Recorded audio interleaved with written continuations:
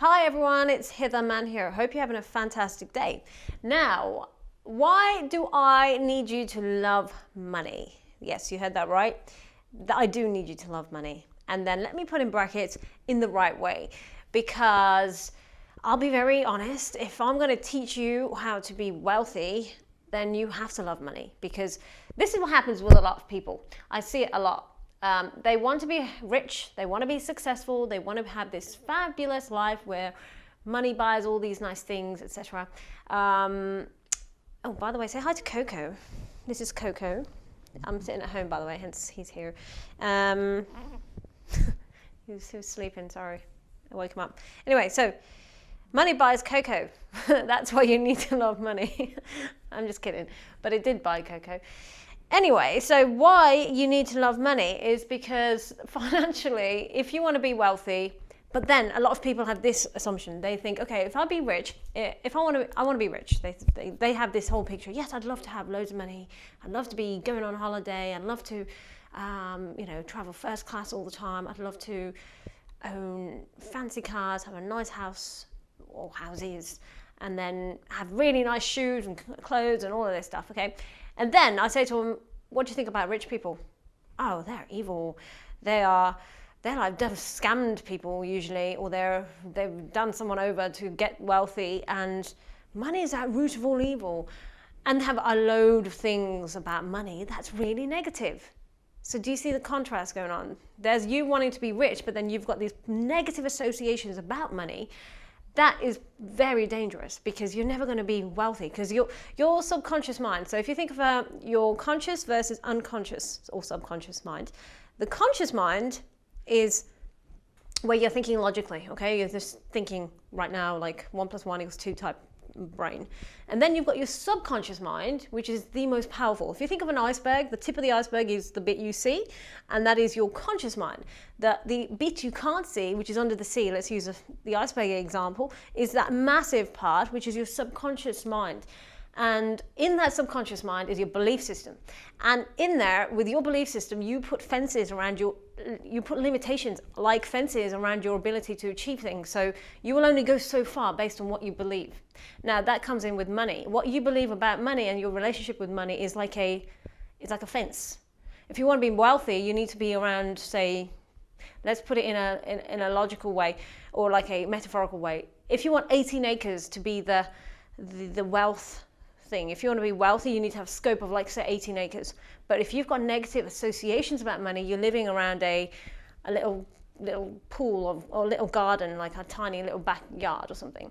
Okay, so if your mindset is so small and so poor because you think money is bad and people who've got money are bitter, evil, jealous people, or not jealous, but like bitter people. I don't know. I have such a positive association. I can't really relate to it anymore. But I did once think a bit like that because we have been taught all our life that, where do you think that phrase came from? Money is a root of all evil. We've all heard it, whether we wanted to or not. We've all heard it. It's something that we're conditioned to believe up to the age of 8 years old.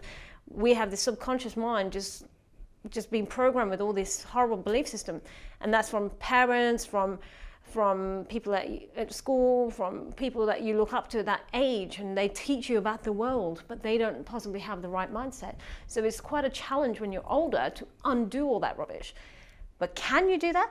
Absolutely. You can undo all the wrong thought process that you've had as a young person that has been carried into your future and in your present as an adult, and you can be wealthy. So what you need to do is change your relationship with wealth.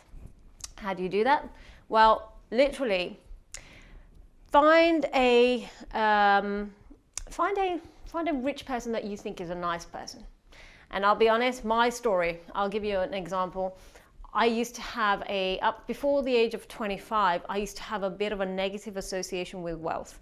Ask me why? Because I was around people that were very wealthy but had poor morals, who were always cheating on their partners, who were always,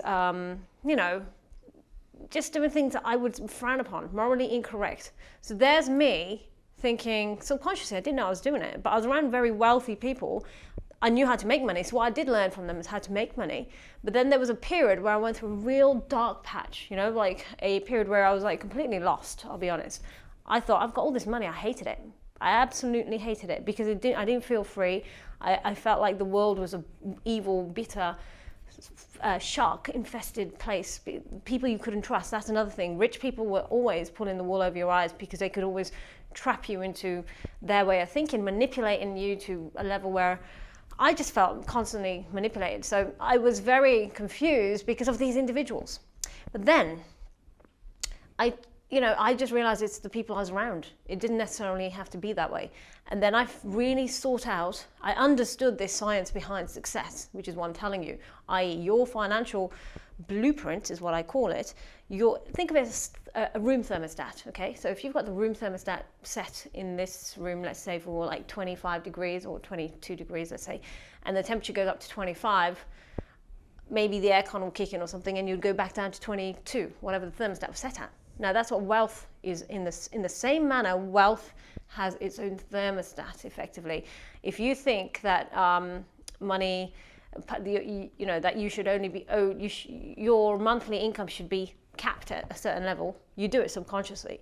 If you're earning, say, $5,000 a month and you cap it at that level, okay, let's say just $1,000 or $2,000 a month at that level, and then when you start earning $10,000 a month, your thermostat's still here. So you will subconsciously sabotage yourself till you waste it, or you waste opportunities to make money so that your income will come back down to $2,000.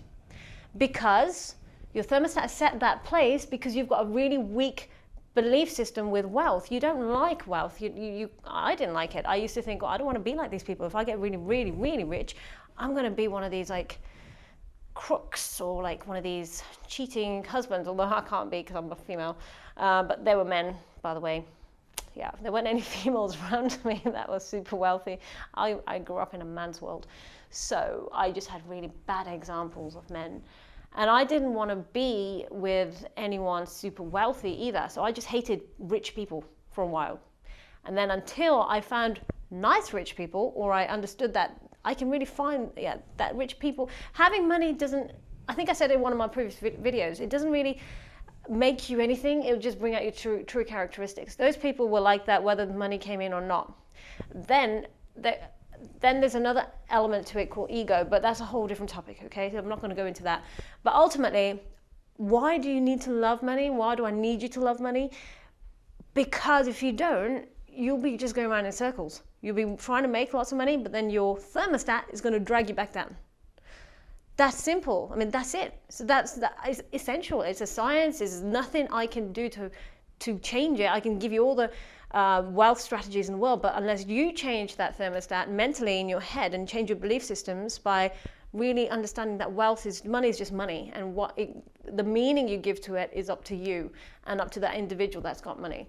So you've got full control of what money means, actually, and you can create that healthy definition in your head. Just get rid of all the bad stuff that you can think of. Once you do that, your thermostat is set as high as you want to be. You can have as much money as you want. Literally, the world will just change around you. It did for me. I suddenly had suddenly things became brighter, metaphorically. It was just such a much healthier place to be in. I wasn't living in such a, shark-infested world as I thought. So that's why you need to love money. Hope that made sense. Put it into practice and see what happens for you. And in the meantime, bye from me and bye from Coco.